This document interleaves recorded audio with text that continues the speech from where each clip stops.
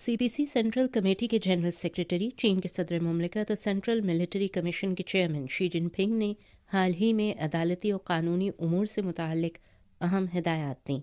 उन्होंने निशानदही की कि ये साल अवामी जमहूरिया चीन के क़याम की 75वीं सालगिरह, नीज़ 14वें 5 साला मंसूबे के नफाज और मुतल्लिका कामों को अमली जामा पहनाने का एक अहम साल है।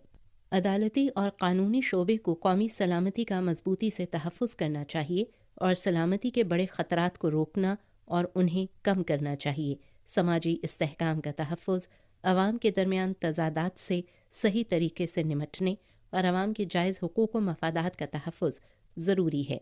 समाजी शफ़ाफ़ियत, इंसाफ का तहफ़्फ़ुज़ और फ़रोग़, मुल्क की कानून की हुक्मरानी को बरकरार रखना, साइंसी कानून साज़ी को जामे तौर पर फ़रोग़ देना, कानून पर संजीदगी से अमल करना, शफ़ाफ़